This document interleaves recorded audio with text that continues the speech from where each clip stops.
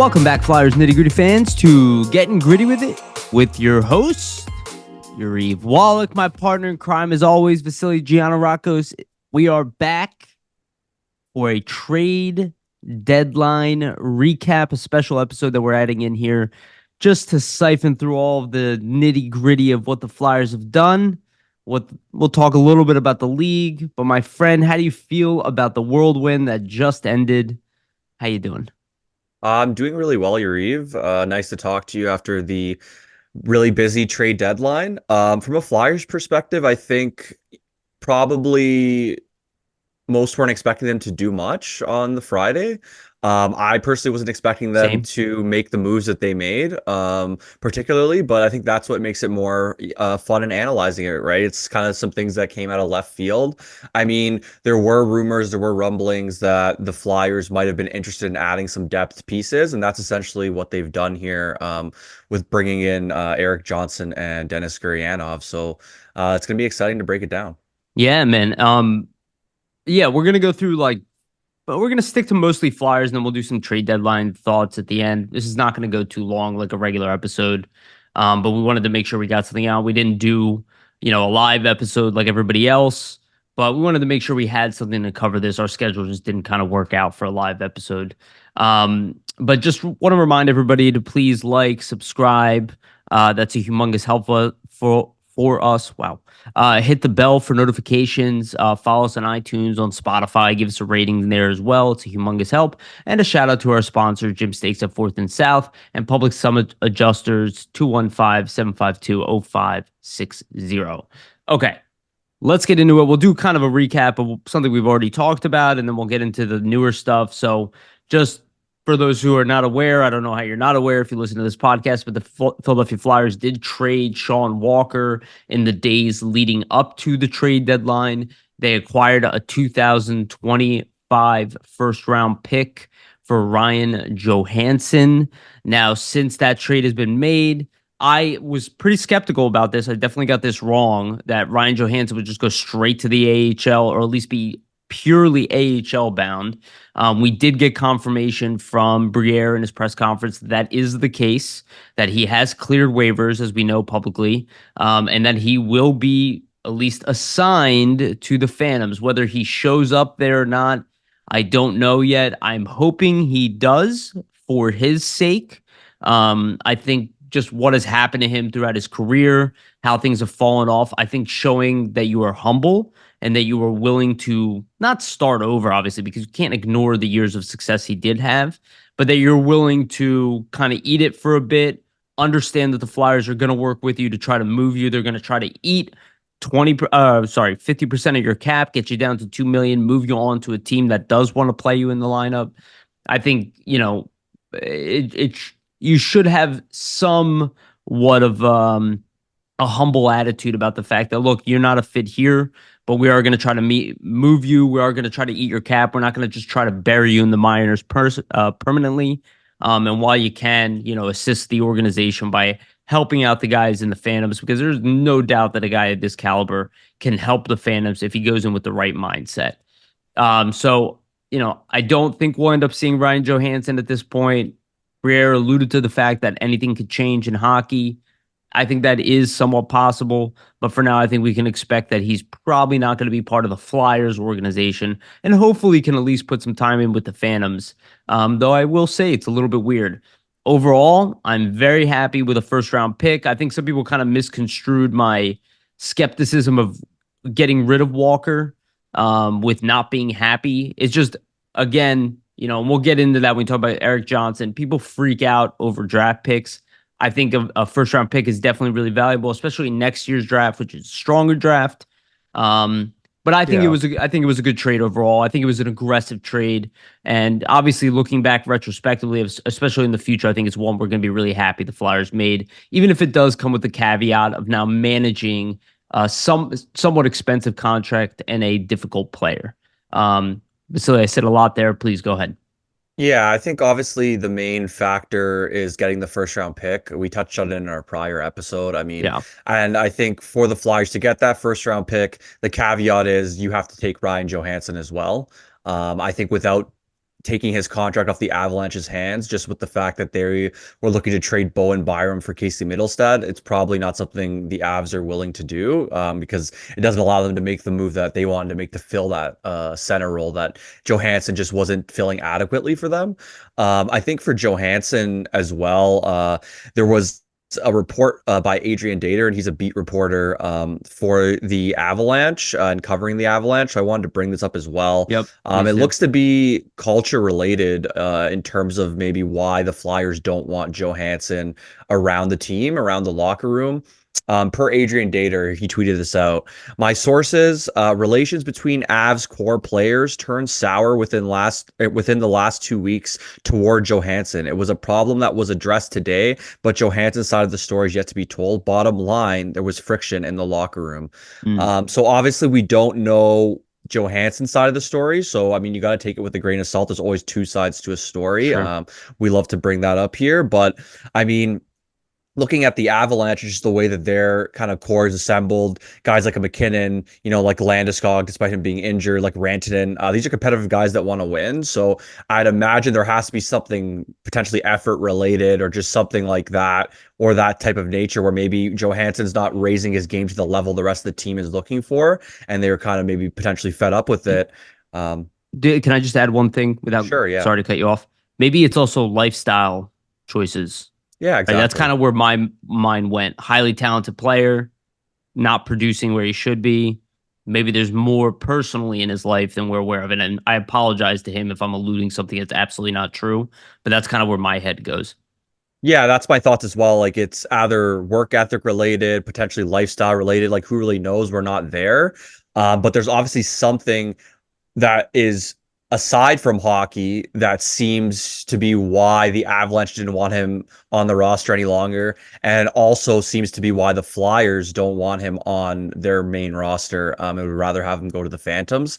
Who knows? Aside, Did you hear the player assistance rumor with him too, that maybe No, he's going into a I program? never Okay. saw that. I mean, if that's the case, I hope, he gets the help that he needs if there is some sort of Yeah, I don't want to problem like spread that. rumors about him either. Yeah, hopefully, I mean, just for him, like that's not true, obviously. Like it's something else because you never want to see or hear somebody going through that. But yeah, I mean, I think for Johansson, it definitely seems to be culture related. Like to me, the read that I got from Briere and from the staff is they just don't want him around the locker room. They don't want him around the culture that they've built so far for this team, which seems to be really strong.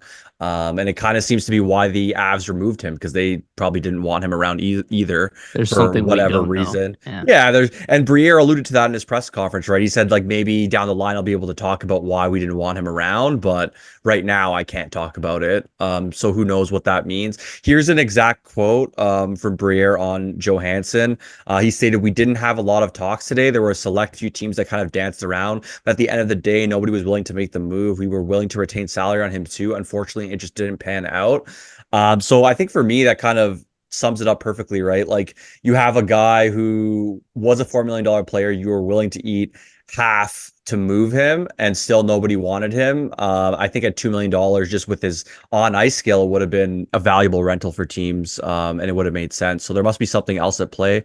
Me and Yariv are not aware of what that is, but it seems like there was something in the background here, and I'm sure we might find out maybe later down the line, potentially in the off season or something like that. Yeah. I mean, and that's why I hope that he goes to the AHL because it will be easier to move you if you are playing. Yeah. One If thing too, sorry to cut you no, off, no, no, go ahead. Yariv, but technically, let's say he refuses to report to the AHL, then the Flyers have the means to terminate his contract. So, who knows if that's the route that he takes, but I if doubt like it with that much money on the table, right? yeah, right. It's possible. Maybe he just doesn't want to go to the AHL. Like who knows what is going on like in Johansson's mind, but I always a possibility. We'll have to see, right? Because I believe he's going to have to report quite soon, or else that would be a possibility. So They might be kind of hoping he doesn't report, right? Because yeah, then same with Colorado, right? They're like, great, you know.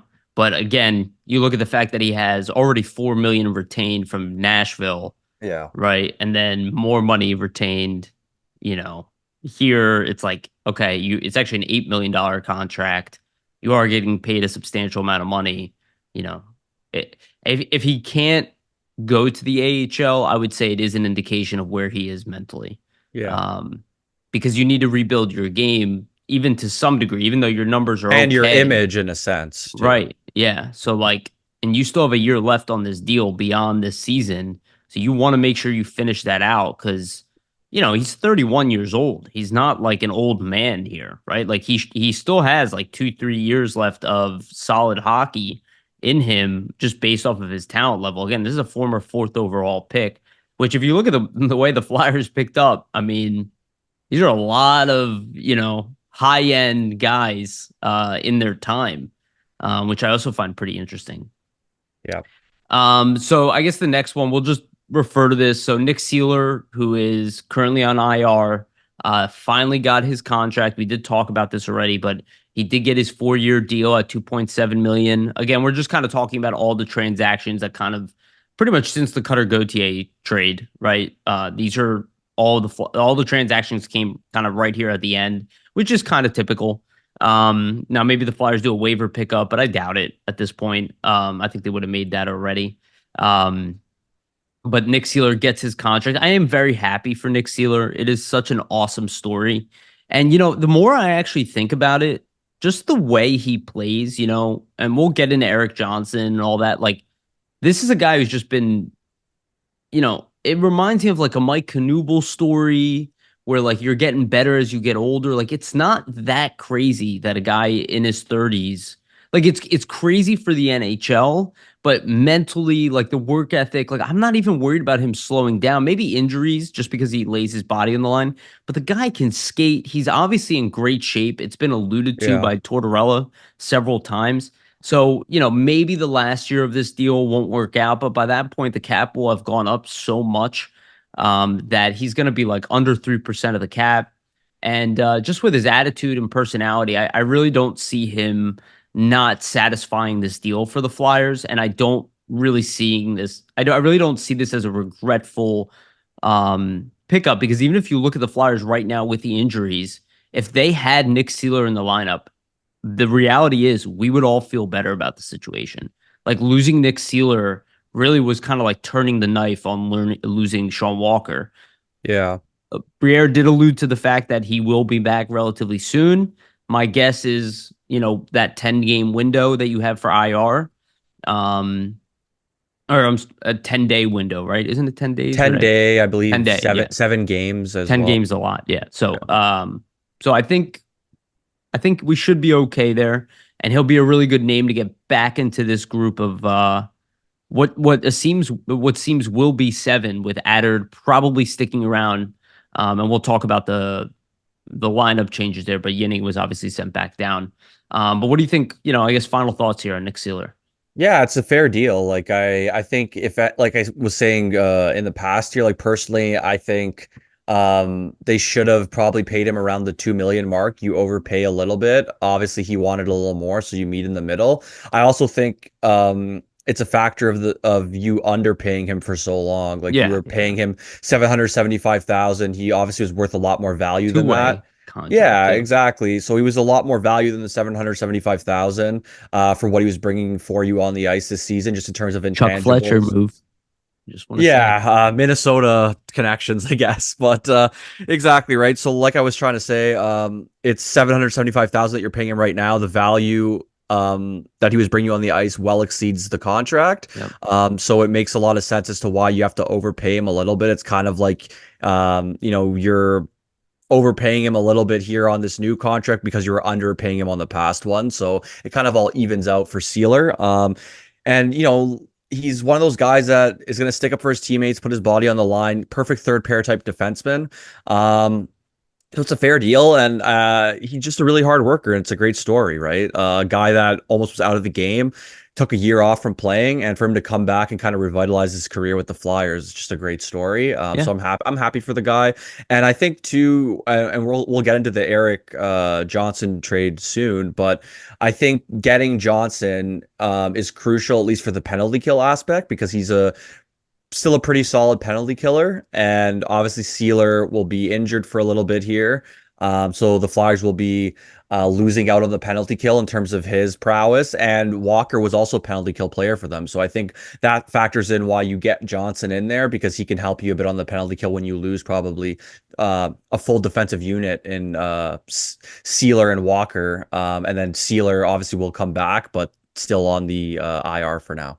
Yeah, yeah. I'm happy that Nick. You know, it's funny. Like as the season rolled on and as Nick started getting better and better, I believe I said it on this podcast. I was like, I'm like kind of scared to trade the guy because I was like, he's doing exactly what we need him to be doing. Yeah, well, Briere And said it in his press conference. Like, I think this was during the intermission in the Florida game or something like that. He said, as soon as you trade a guy like Nick Seeler, you're you're looking for a Nick looking, yeah, Seeler. Which, I mean, it's a pretty common thing for general managers to say. Oh, once I trade this guy, I'm gonna need to find a replacement. I mean, of course, you traded him well, away, yeah. but it's an accurate statement because a guy like him, he just does so many things for you on that bottom pair. Like you're naturally going to want that type of stay-at-home defenseman who can fight, who can block shots, who can be solid defensively, good defensive positioning. So Good stick. Yeah. yeah, And he can skate. You know, he's not a burner, but he can he's move. not Like slow by any means. right, Yeah, he can keep up with better players. Like he has the lateral movement.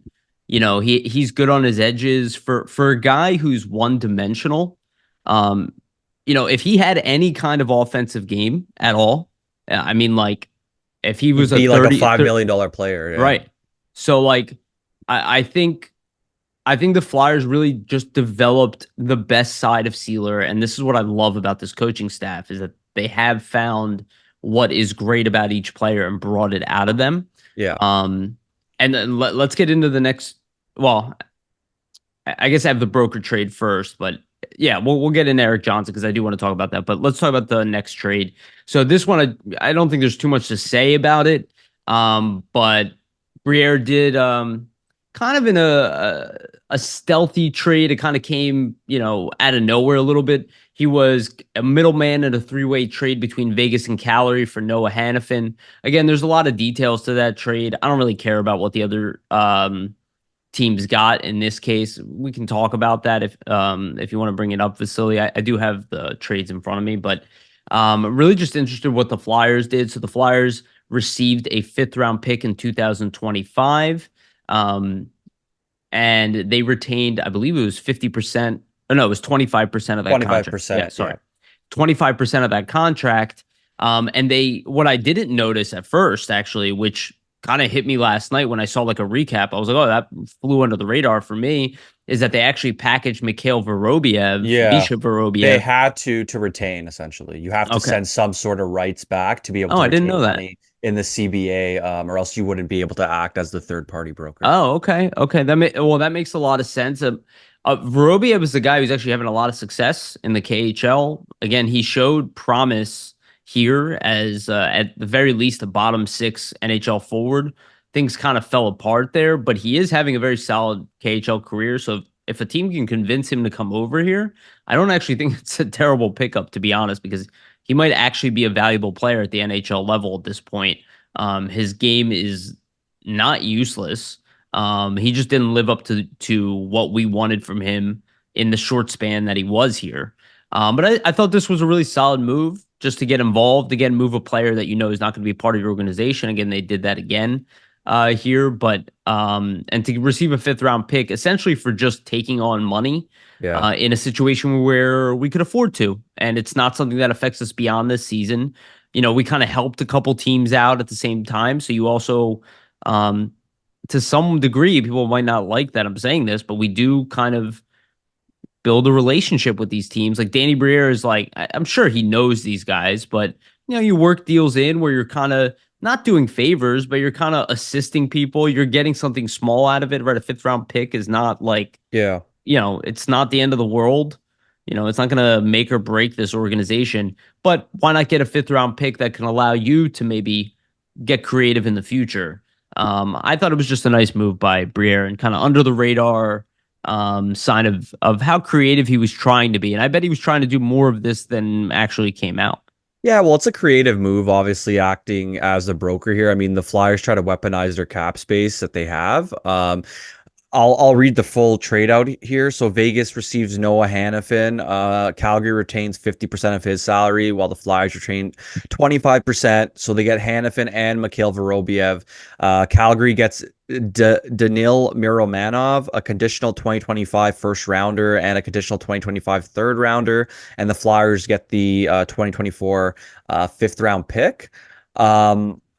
So I think for the Flyers, it makes sense. You're not really giving up too much here to get a draft pick. I mean, Hannafin's contract ends at the end of the season here. It's over, so there's really not much for them to carry over into next season. You're essentially retaining for a small amount of time to get a little bit of draft compensation. And I think not to say you replace the fourth rounder that you trade for Johnson, but fourth rounder, fifth rounder, I mean, you're kind of splitting hairs, right? You trade that fourth rounder for Johnson, the 2024 fourth round pick, but you pick up this 2024 fifth round pick Yeah. from Vegas. So I think it's a good piece of business for Briere, and there's really not much risk involved at all. So why not? Yeah, and it's kind of like the Flyers bought a fifth round pick for, I don't know, $750,000 Yeah, exactly. in a sense, right? Because you just look, it was about 2 million, 2.475 million, and there's not that much remaining on the year, so you figure Yeah. it's probably somewhere around under $1 million left for the games remaining. So financially, also wasn't a big burden on the organization. And it's interesting because it goes right into the next trade. And I do wonder if they made this trade knowing they were going to move an asset this year. And we're going to talk about Steve. I saw people already commenting how they want Steve back on. We will have Steve back on. Steve Cornianos, draft analyst. We will talk about the differences between this upcoming draft and next year's draft. Obviously, with the additional pick now, it becomes even more relevant to the Flyers. That might even be a higher first round pick. You never know next year than Yeah. what it could have potentially been this year.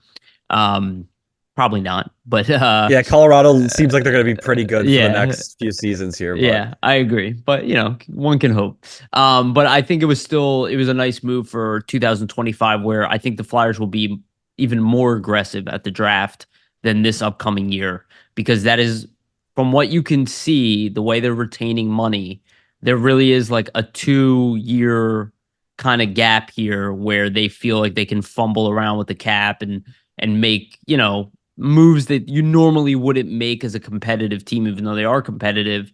And I think they're going to probably cut themselves off after the 2025 draft, to stop taking on just additional cap hits and whatnot, and start putting together this roster that hopefully is a Stanley Cup contender for 5, 6, 7, 8 years.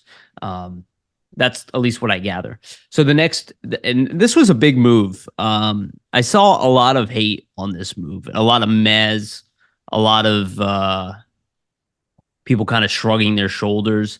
But I it's mean, a I feel depth move. I mean, well, I just feel like people don't learn from history very well. Like, they love big shiny things, and they always underestimate. And Nick Seeler obviously fits under that category. They always underestimate the value that players can bring. I mean, I think about the way people reacted when Mark Stahl came here. Thank God we have Mark Stahl. He's actually played really well. He had an assist on the game-winning goal against Florida. When I look at this trade where the Philadelphia Flyers acquired Eric Johnson, former first overall pick, like 17, 18 years ago. I don't remember the date. More than that, like actually. 2005 or something like Yeah, yeah, that. It's been a yeah. while. It's almost 19 years ago. Uh, this is a high pedigree player. They moved a 2024 fourth round pick. So that's kind of what I was referring to about that fifth round pick they got in return, right? It's almost like you didn't even really lose a pick. You almost kind of just moved one to the following year in a stronger draft. Typically, the value of picks kind of shifts slightly depending on the strength of the draft. And the Flyers get a guy with an immense amount of leadership ability, Stanley Cup ring, um, quite frankly, a player that everybody has loved at one point, has been coveted. A defensive defenseman. He used to have some offensive skill. This year, he's got 3 goals, 0 assists in 50 games. Which again, I see 0 assists in 50 games. I'm like, couldn't even got like a piece of Yeah. Well, I one. mean, the Sabres aren't that good, but still. Yeah, but it's still a little baffling to see, especially because he scored 3. Yeah. Um, but this is a guy who I think, in a lot of ways, I feel like Tortorella was involved in this trade. And I feel like this is one that he gave the thumbs up on. Like, hey, get me a shot blocking defenseman. Get me what Nick Seeler does, what Mark Stahl does, those little details that people don't really care about because they're not flashy. But at the end of the day, these are the guys laying their body out. Again, Flyers have kind of an undersized D Hmm. relatively. Eric Johnson's a big boy, 6'4", 225 pounds. Again, he's not going to skate that fast, but he's going to be paired with somebody who can move the puck. We can talk about a little bit about defensive pairings. My assumption is he'll be with Igor Zamula. Um, Yeah. yeah, just the way the names break out and the way the handedness breaks out, at least in the temporary. I think there's a really good mentoring opportunity here, just like Stahl. I completely agree. I actually really like this trade um, a lot more than other people. Again, quick update: he will be wearing number 77, which I think is a really cool number. And I don't know. I always get excited. Like I was excited when we got Mark Stahl. I get excited with these guys who used to be something big and are at the end here that they can just contribute something to a young Yeah. growing team. And I think he's going to be a much bigger part than people realize. And I wouldn't be surprised if he makes a larger impact than people realize because we have him for a specific role. We don't need you to do breakouts. We need you to play D and play D well in our end, block shots, and continue to fulfill the identity of relentlessness and competitiveness that this team has built. And I think he's a really good choice for that. Yeah, I mean, I think if anybody is pissed off at the move or doesn't understand the move, like I saw some things online saying, "Oh, well, a move like this, it just shows the Flyers aren't, trying to They're rebuild." missing three defensemen, Yeah, I mean, they're missing three four defense. They're technically. missing three defensemen, but trading a fourth round pick for a depth add when your team is in the playoffs, it isn't going to make or break a rebuild of the future outlook of this team.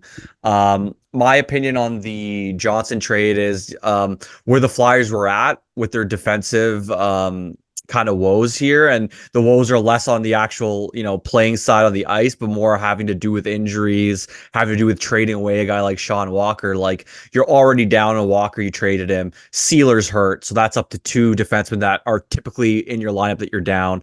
You have Drysdale out, you have Ristolainen out. I mean, this is more about kind of giving the team that's played really well some help down the stretch here when they're going into a really tough period, playing some really, really upper echelon teams. Obviously, we see Ginning and Adder hold their own against Florida, but they're rookie players, right? There's bound to be dips, and I don't think the Flyers are or we're comfortable kind of going and trotting those guys out there on an every night basis What against. if one of them get injured? Yeah, right. Like you need some insurance. So that's really what this is for Johnson. Like he's gonna be playing every night. The Flyers have sent Adam Ginning down to the minors, so that kind of cements that, at least for now. That Johnson will be playing regularly. Like what I mentioned earlier, and I think is a big factor, it's the penalty kill. Like with Seeler being out, with Walker being traded, they were a pair that was used together on the penalty kill. So you're effectively taking away one of your pairings that you trot out there consistently on your number one penalty kill in the league. So losing that's going to be a real detriment.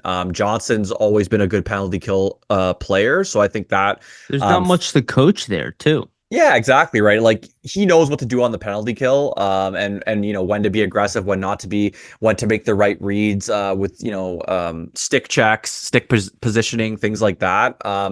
I do think that for the fourth round pick, at least my opinion is that it would have been nice to maybe get a guy like a Matt Dumba who went to Tampa Bay for a fifth round pick. That's my only caveat, that you're paying probably more in draft capital for a player that technically on the ice might not be as good as a Dumba. Though Dumba has really struggled the past few seasons, it does not look like the Dumba that he looked like maybe probably the first couple of years in Minnesota and to the later end of being with the Wild. So, there's no guarantee there if you do acquire a guy like Dumba that he's going to come in and give you what you need. I think for Johnson, they at least know on the defensive side of things, he should be solid and he should be a help for some of their younger defensemen that are going to be on this roster, like with Addard, with Zamula, obviously. I think a factor too is that he's a right-hand shot, right? That also plays into it. Like in the last game, Zamula was playing on his offside. Now he does not have to do that any Right. longer.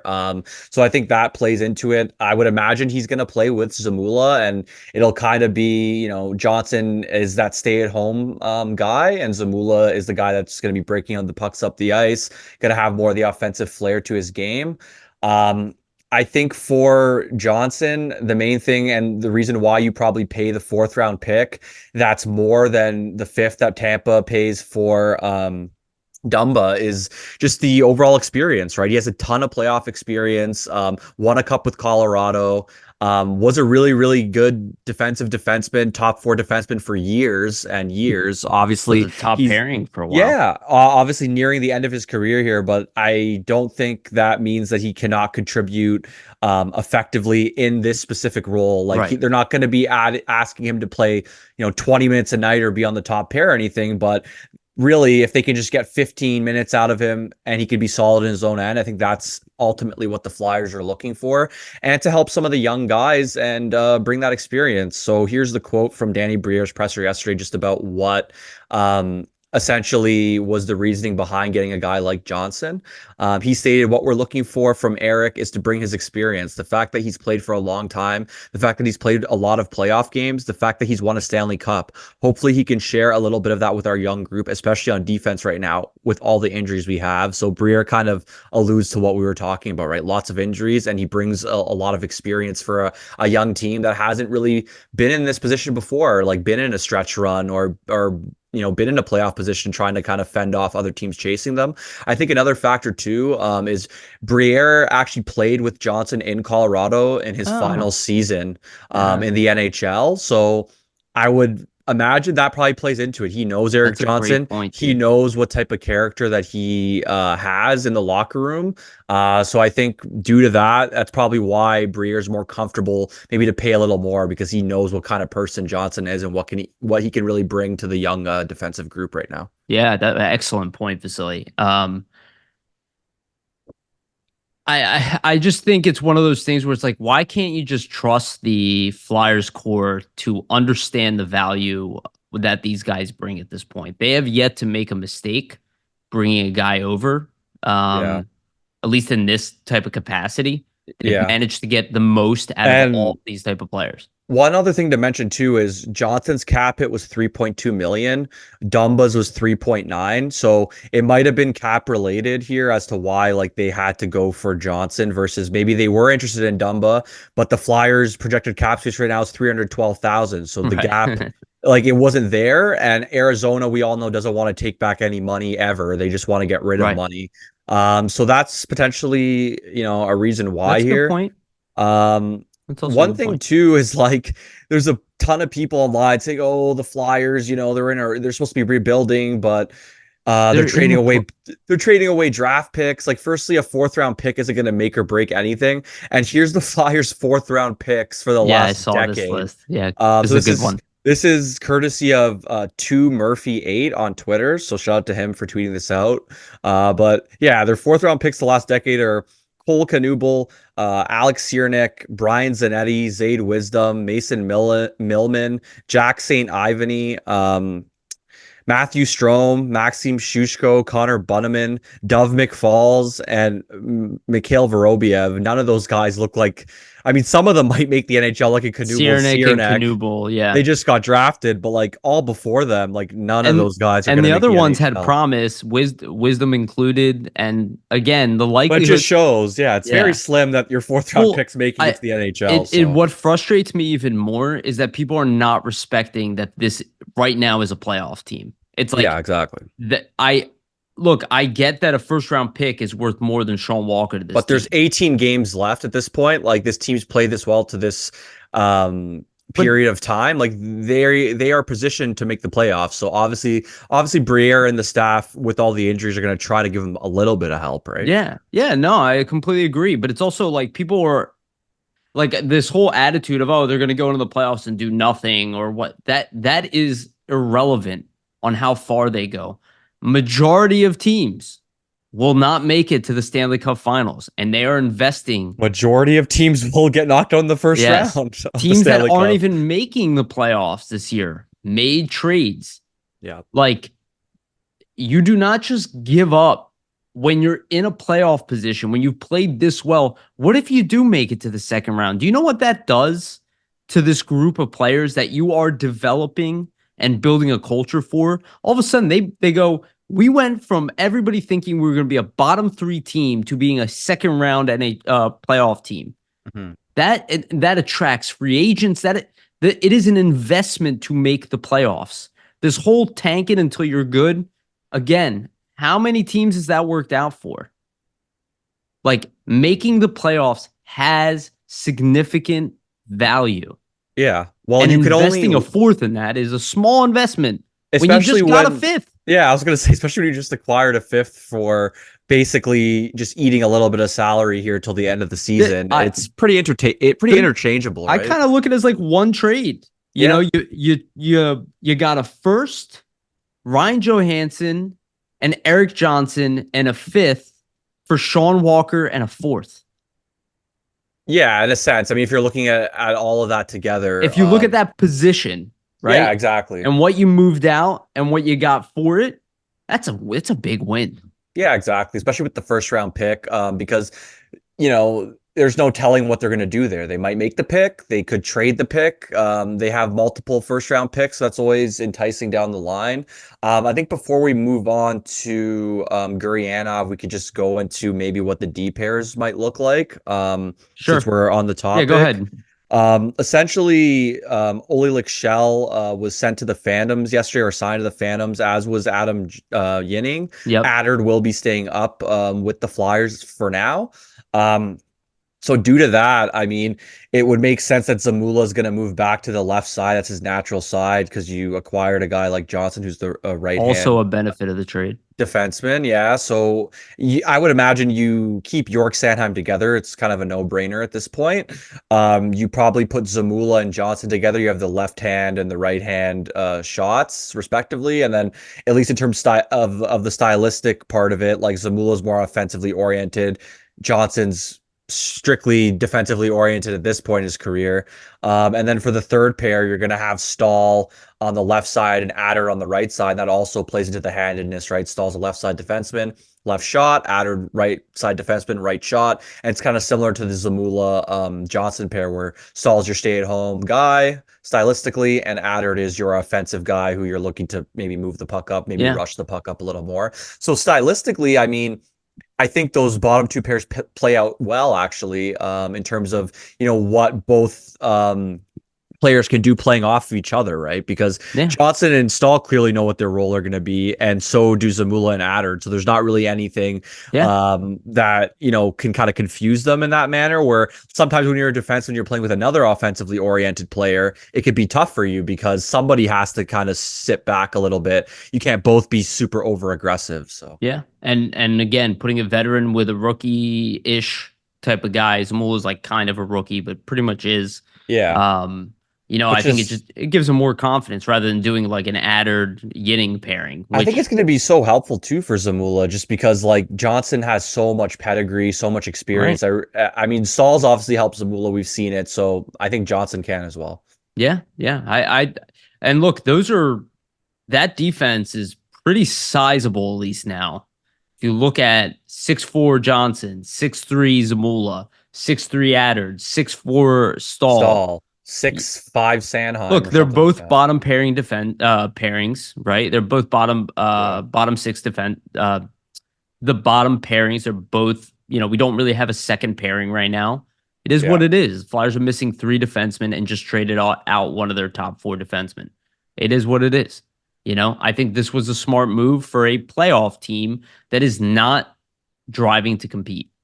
Yeah, and who knows, right? Like, if for some reason it just does not work, these defensive pairings, I wouldn't be surprised. Like, Ginning played well. I wouldn't be surprised if they bring him back into the fold. There's really no risk there. All of that is possible. Injuries are still possible. Yeah. One of Johnson or Stahl could get injured, right? Stahl got injured earlier in the year. Yeah. Like, it's hockey. Anything happens. Like, again, we went from having an abundance of defensemen to not having enough This is So yeah, why having depth is important, and it's why yes, Briere makes the trade because let's say you don't trade for a guy like Johnson, and then another injury strikes, you're really digging deep into your AHL defensive pool, and at that point, is whoever you bring up really going to be a benefit to what you're trying to do yeah, here down the stretch drive? So yeah. And I at want to keep the least, yeah, team at least competitive. Johnson has that experience, right, that you can rely on. So Yeah. So let's get into the next trade, and this is the most interesting trade of the group, just yeah, because the it, nobody really knows what's going to happen with this one at this point. And I was honestly surprised that that the Flyers' immediate thought was to just keep him with the team. But the Philadelphia Flyers acquired former 12th overall pick and playoff hero Dennis Gurianov in exchange for Wade Allison. hmm, Now, this is just an even swap. Two players that are the same age, two players that have kind of lost their way. Ones that both showed promise. Wade Allison, more promise as like a top nine forward, physical, like kind of power forward type of guy with a big shot for, another big player, but more of a finesse, high end goal scoring pedigree, at least from his early days and his draft year. I mean, this guy was considered, goal scoring, like he was projected to be a 30 goal scorer in the NHL. He showed promise to hitting that point, but then, kind of regressed as the years, and now he's kind of bounced around a little bit over the past few. Um, and he's found himself primarily in AHL role and then playing for Nashville, really with, having one goal, one assist in 14 games. Now, he will be wearing number 15. Also, update on that. He is a left side forward, which this team doesn't have many of, at least throughout the organization. Somebody who I thought, the Flyers were like, oh, this guy's going to be immediate help for the AHL squad. He would have been. He would have been arguably probably their best offensive player if he would be playing there. Probably would have been, to be honest with you, being over a point per game in the AHL this year. But this is kind of one of those things where like, hey, look, this guy showed promise. This organization has gotten the most out of players. He's one that lacks some defensive awareness and stability, but he's only 26. He's like, again, he is entering kind of that prime age. I would say it's ideally 27, but there is a window here to see if you can try to turn his career around and get him probably not to be like a 60-point guy in the league, but maybe a 40-point guy in the league. I guy think, gets you 20 goals, maybe 20 assists. yeah, maybe, maybe 25 goals, 10 assists. He seems more Yeah. like a shooter. But if you look at his goals, they're big time off the wing. You look at a guy who potentially could help this power play. This might be a guy, and I could see him being squeezed in here, especially when you have that third line, which is really a fourth line with Cates on it, that has played exceptional. You kind of have to fix that fourth line too. And maybe you can turn that fourth line, which Coots was rotated on, which I think he will be back on the top line. But maybe a guy who's going to play with Scott Lawton and maybe Bobby Brink on his wing or Cam Atkinson on his wing. It could end up being a scoring line at the NHL level. I think it's just really interesting. I was watching highlights of him and just watching the way he moves. I mean, the guy can skate. The guy can really skate. He's got a lot of power. He scored beautiful goals at the NHL level. I think there is an opportunity to get more out of him. Obviously, Wade Allison needed a scenery change. Danny Briere alluded to it in his press conference. I think there's a good chance Allison's going to be playing in the NHL for Nashville. I think he definitely fits Barry Trotz's style. So I think they're going to look to get him in the NHL, probably as a bottom line forward, probably similar Yeah. to how they were using Gurianov, or at least hoping they could have used Gurianov. I think he played some top line, to be honest with you, just didn't have success. But this is a guy that I think with this group, with this room, if he has the right attitude, could project him into us looking back and being like, this was an absolute steal for the organization in the sense that, we had a player that we couldn't turn around and we brought in another opportunity to Yeah. take a guy with more talent and turn him into something that this team could value. Even if he's a 10, 15 goal scorer in the NHL, I still see the value here because of the explosiveness and the shot and the skating ability. Yeah, well, I think for this trade, it's a simple case of two guys that are struggling, two guys that probably need a change of scenery, Mm-hmm. getting traded for one another. Obviously, Allison, you could just see at this point, he was not in the Flyers' future plans. If he was, he would have probably been a call up at some point this season with just some of the injuries that occurred. Like I would have imagined if he was in the future plans, you would have seen him potentially get a look over a guy like a Oli Lichel. Not seeing something like that, I think kind of puts the writing on the wall for Allison. That's kind of why he gets traded in this type of move, and it's really a low risk, low impact move for Nashville and the Flyers, right? You get a guy in Gurianov who was a former first pick, 12th overall in 2015 NHL entry draft. Obviously, a lot of skill, and has just lost his way at this point in his career, right? Like he has a former I 20, remember, I'm sorry to cut you off, but I remember him being talked about in that draft as like, a really good player. Yeah. yeah, No, yeah, he has the skill, right? Like in 2019-20, it's not that far removed, only, 3-4 years ago. But in 64 games in 2019-20, he had 20 goals and 9 assists for 29 points. And then that same year in the playoffs, had 17 points in 27 games for Dallas. And that's really impressive. And then from and the there, game winner that sent them yeah, to the Stanley Cup Finals. yeah, so just clutch goals, clutch production at key times. And that's obviously, something you can't teach, right? Being able to step up and rise to that type of occasion. So I think that's a factor probably in getting to acquire somebody like him, where it's not like you're giving up much from your main roster. If you're the Flyers, Allison wasn't going to effectively factor in here anyway. So I think for the Flyers, it's low risk and it makes sense. And then after that 2019-20 season, things kind of start to fall off a bit for Gurianov. Like the season after in 2020-21, he gets 12 goals, 18 assists for 30 points. The season after 2021-22, he gets 11 goals, 20 assists for 31 points.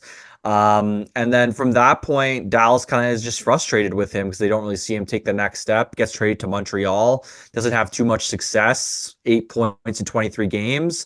This year with Nashville, 2 points in 14 games, but he did have 30 points in 27 games in the AHL with the Milwaukee Admirals, over a point a game pace. So he just seems like a guy after he's left Dallas. He hasn't really been able to find or carve a role for himself, or kind of find a niche for himself in the league. So I think the Flyers are hoping that can be with them, obviously. And if it isn't, he'll walk right at the end of the Yeah. season here. So there's really no risk.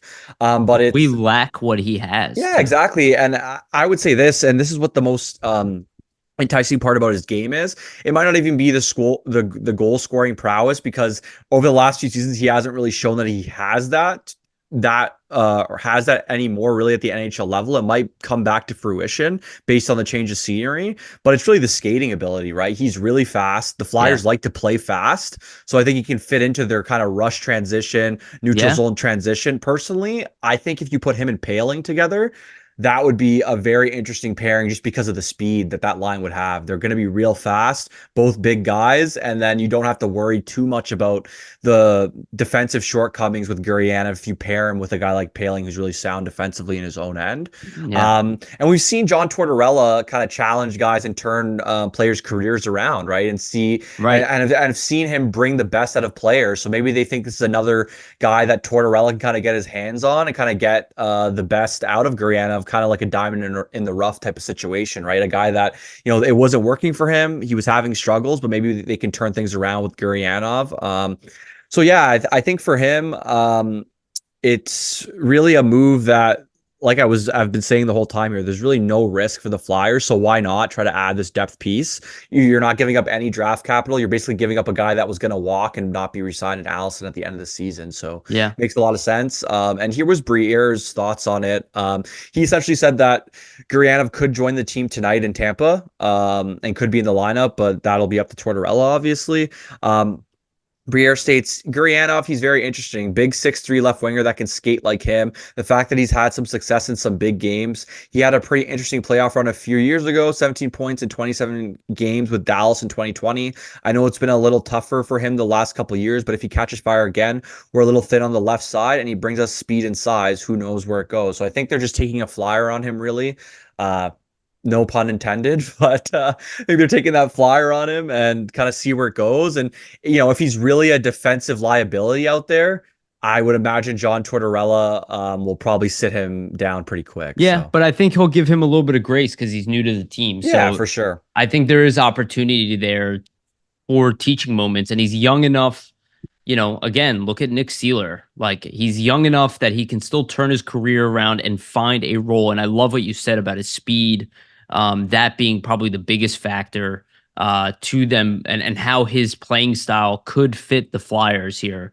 They try to And, play a quick game, so yeah, and you look at Alex Nylander, who just went over to Columbus. I mean, I believe he's been scoring like a goal game since he yeah, went he had a there. hat trick for them as well. They But he's a guy who, right, too, that like shifted around with a bunch of couldn't find a teams. home. Sometimes it's just the situation that you're in. Who knows what opportunities he was really getting in Montreal and Nashville? Like I wasn't paying close attention to that. So it's possible maybe it just was a bad situation for him in those places. And maybe Philly's a better fit ultimately, right? Yeah, no, 100%, dude. 100%. Um, I think I'm really excited to see. I like these low key moves. It might pan out to be nothing, but I think there's potential here that the Flyers might look at this one as a smart win for the team. And look, worst comes to worst, he goes back to the AHL and he will definitely help the Phantoms. I mean, Yeah. he's an element that they need too. They've been getting outscored. They're not winning games. I'm losing hope on the Phantoms. Well, that'll be a future conversation, but so already talked about the calls. You already mentioned Lixell and Yinning have been sent back down. The Yeah. Flyers do have a big game coming up here. This is a huge game. The Flyers do face the Tampa Bay Lightning tonight as we record this in the morning. They are right behind the Flyers in the standings by 2 points. They're in a wild card spot. Their competition for the wild card spot in their division, Detroit Red Wings, lost 4-0 last night. A big loss for them as well. If the Islanders do manage to catch the Flyers again, the wild card spot is still up for grabs as well. The Flyers do have an opportunity here to kind of set Tampa Bay back again. They have not been playing their best hockey. Yes, they did get Matt Dumba. He probably will not be a complete game changer for them, but you never know. He might also be finding a new home, an organization that suits his skill set better. They've been kind of Yeah. thin on D with With Sergachev Sergachev. out. Yeah. Right. So this is a huge game tonight. The Flyers needed the bodies in. And I wouldn't be surprised if we do see Gurianov in, if it's not tonight, at least the next game. Sometimes, Eric Johnson you could just throw in, but Gurianov might be a guy you need to work in through the lineup. But what do you think about tonight's game against Tampa Bay? Well, obviously a huge game, right? Like the Flyers are at 74 points right now. They're in the final third place in that Eastern Metro Division playoff spot. Behind them is Tampa Bay at 72 points. They're tied in games played, 64. So really, if you're the Flyers here, this is a huge one, right? Because if Tampa wins, they effectively match you in points. And that could be detrimental down the line because the Islanders do have 2 games in hand. So who knows, right? Like if you're the Flyers and the Islanders catch you, winning this could be crucial to you sneaking into a wild card spot. So it would make sense for the Flyers to want to really put it all on the line. And I mean, it's gonna be playoff atmosphere tonight in Tampa Bay, that's for sure. Yeah, no, without a doubt. It's a huge game. And actually, the Flyers have a very difficult schedule. They're going to be playing a bunch of high end teams throughout here, teams who have gotten the better of them, like Boston, Toronto, Rangers. They're going to have to play all these teams. There's also a huge game. I was looking at the calendar on the 1st of April against the Islanders. The good news is the Flyers have a much easier schedule as the season ends. So even if they hit a hiccup here, they can kind of race to the playoffs there at the very end. Yeah. But every point matters. Again, they've shown that they've been able to be competitive when it matters most. So I do expect, a 500 performance for them, even against these better teams. And that's why it's so crucial. They did get Johnson. They did get Gurianov. You have some X factors within there. And again, Nick Seeler hopefully comes back. Maybe some other names come back. But the team is rolling. They played excellent against Florida. They have the ability to pull in that next man up mentality. Again, they beat Florida with 2 rookie defensemen in the lineup. They have this ability. So this is going to be a really important schedule. And this tonight, I think, is probably just as important in some ways as the Florida win, just because actually maybe more because we're competing directly with Tampa Bay for a playoff spot. And we have a chance to kind of set them back a little bit.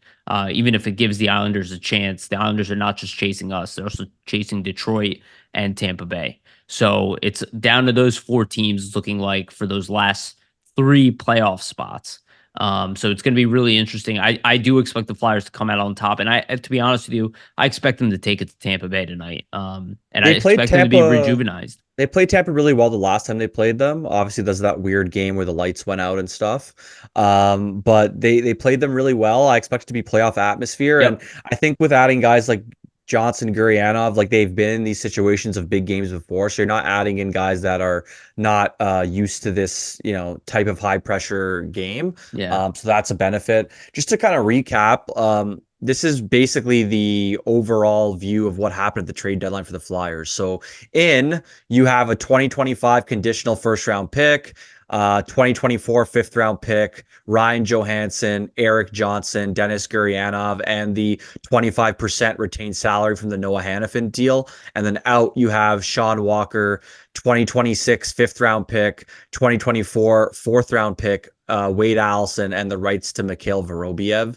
So I think when you look at it that way, I think what the Flyers added here in terms of the draft capital and some of the veteran presence in Johnson and potential reclamation project in Gurianov, Briere and the staff had a really good trade deadline here, right? There's not really much complaints that They I can bring forth. they actually got their cake and they ate it too. Yeah, exactly. They did some of the rebuilding with getting, the first round pick looking to the future, and they were able to help out the current roster that's played so well here and Smart. kind of reward them. And I think it's a good thing to do it that way, right? Because if you're just trading players away, you don't give this team that's injury ravaged right now some help. It's almost like a slap in the face to these guys who've been working hard all year here. So I think you're rewarding them a bit. One thing I do want to bring up before we end here is that Scott Lawton obviously does not get moved. And that's obviously a big, piece to the culture and to the Flyers culture. Just Lawton's importance this season. So for Lawton, I think Briere, he mentioned a couple of important things in the press conference that no player other than Lawton has been more instrumental in implementing their much improved team culture since Tortorella has been the coach since Lawton. And other players actually were going up to Briere before the deadline saying we need Lawton for the stretch run. You can't trade him. That kind of shows the importance, right, of a guy like Lawton. Like Yeah, players really covet and 100%. value him. And obviously they didn't want him to be traded if they're going to the GM and saying, please do not trade this guy. One quote I did want to bring up that kind of just summarizes the position of the Flyers and what they think about this rebuild and how they're doing it, and that assets and draft capital are important, but obviously culture is equally as important to this Flyers front office in terms of how they're trying to rebuild this roster, rebuild this team from where it was previously before Briere and the staff have taken over. Briere stated, you can acquire all the assets that you want, and you can look at other teams that do that. They acquire the assets, but it's tough when you don't have the right culture to develop those guys. That's another reason why player development was an important part of the adjustment we made this summer. I thought that quote's really telling, right? That the Yeah. Flyers, they're looking to acquire assets too, but it's also about what's around those assets, right? Just if you have a ton of picks, ton of young guys, that's all great. But if the culture and the right people aren't around these young guys to kind of foster their development and bring them into the NHL level and kind of teach them how to be pros and what it takes to make it at the NHL, it's going to be hard for any skilled young player to kind of make it and be effective and have an impact. And I think that quote, I mean, when I heard it, all I could think about was the Buffalo Sabres. Like how many years have they just been piling on acquiring assets, and then they just have not been able to really do I, anything with them. So I heard their fans so desperate for Scott Lawton that they were wanted to trade Peyton Krebs just to get Scott Lawton here, which was obviously a high first round pick for yeah, them. it just shows how important culture can be, right? Like you can It's have all the assets that you immensely want. important. You have all the assets and the young players that you want, but if you don't have those guys that are there to help the young players and for them to lean on, it's going to be hard for them to make an impact We've and work seen their way it. through the NHL. Exactly. Look at what this core looked like Before Tortorella. Yeah. without the right environment. It's like a plant. Without the right environment, it will not grow Yeah, the I same. agree. And I think So, with the additions of a guy like Johnson, it even adds to that for some of the yeah. young And, defenders. and that's So what I'm hoping with Gurianov here. Not that he left a bad org. You can make the case. Barry Trott's a great guy at this too. and In look at Dallas, Nashville. right? Yeah, I and mean, Dallas. Like, I'm not shitting on those organizations at all. But again, a change of scenery. And we had problems with Allison. yeah. But, the right change of scenery in the right environment can do wonders for a player. And look Yeah. at Nick Seeler. His career was over, got another chance, and now he just earned his dream contract, which he's been working And for his whole life, I would essentially. say, John Tortorella, he's kind of that type of coach that knows how to push the right buttons and get certain things out of players. So I would imagine that's what the Flyers front office is kind of hoping that he can do with Gurianov, work some magic and see what can happen. I have a feeling we might see some magic there. Definitely. And I guess one other thing to mention before we end here is the Flyers do have a tough schedule coming up. It eases a bit as the season closes, but they do have one more matchup against the Islanders coming up here. So that'll be a As really they're saying huge on the game. first. Yeah, exactly. That'll Yeah, be a huge game for the huge. Flyers. Four Probably one point. we'll do a post game for potentially, maybe. Yeah, that's gonna be a playoff game, like Yeah. 100%. In division, Yeah, really close in points, fighting for and, that final spot in the and they're Metro. rolling. They're rolling right now, and they have a relatively easy game coming up, but they do play back to backs, and they do play LA. So I'm hoping that they can slow them down a little bit right now. Same with Tampa Bay and Detroit. If the Islanders make it in, fine, but as long as we make it in too. That's the only thing I care about. Yeah. I don't even care if we make it in as a wild card spot and we play the Rangers versus Carolina. Either team's going to be difficult. And I just want the Flyers to get that playoff experience. I think it It's is going so to be crucial. so crucial for Airson, for Zamula, for Frost, for Farabee, like all of these young guys, for Tippett. Understand what that environment is like. It is no longer the regular season. It's a whole different energy, Exactly. and they need a taste of that. Well, until you play in the playoffs, right? There's nothing like it. It's hard to simulate that. Right. So I think for so many guys in this team, they've yet to experience that type of playoff hockey, right? And if you're looking to build a consistent contender down the line, you want your young guys to get that experience early so they're aware of what it's like and they can Yeah. kind of make adjustments. Because it might not be all smooth sailing in the playoffs if they make it, but I mean, it's still going to be valuable experience to draw from down the line. So 100%. And I think what Tortorella preaches when they hit the playoffs, all of it makes sense yeah, because they've I been agree. playing that way already. Like he already has them playing with a playoff mentality. Focus on the next game. Don't dwell too much. All that Put type your of stuff. body in front of every shot, give teams no time and opportunity to make a play. Like that's the playoff Yeah, hockey. he's trying to instill that, right? So Yeah. Yeah. All right. Let's end it on that. We hit an hour. We thought we were gonna do 30 minutes, but that never is the case with us. But this was a fun episode. Vasili, anything you want to add here at the end? I'm gonna have an article up either today or tomorrow. I guess we'll see Maybe you when could throw this video in there. yeah, Okay, exactly. cool. So we'll do something like that, and there should be something for you to read, kind of recapping all the trade deadline moves here, at least from my perspective. So keep an eye out for that on flyersnittygritty.com. Perfect. Again, shout out to our sponsors, Jim Steaks at 4th and South and Public Summit Adjusters 215-752-0560. Reminder to please like, subscribe, hit the notification bell, follow us on iTunes, on Spotify, give us a rating there if you can, share it out. You guys have been amazing. I get so excited to release an episode just to see the feedback, and it's just awesome. It's awesome to have a voice, and this season has been amazing, especially after what we've been dealing with for the past several years. It just makes this so much easier to go down that path. Okay. Again, thank you everybody so much. I'm excited for the rest of the season here. We'll have more to talk about next week. We love you, and remember, always stay gritty.